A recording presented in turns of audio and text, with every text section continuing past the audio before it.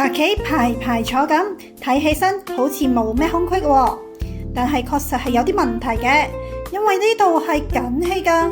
咁你諗下進攻嘅手段啦。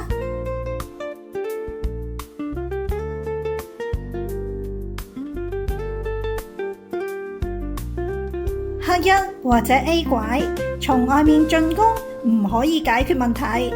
白二接黑活，可以落棋嘅地方一共先得4、5個，相信你都搞得清啦。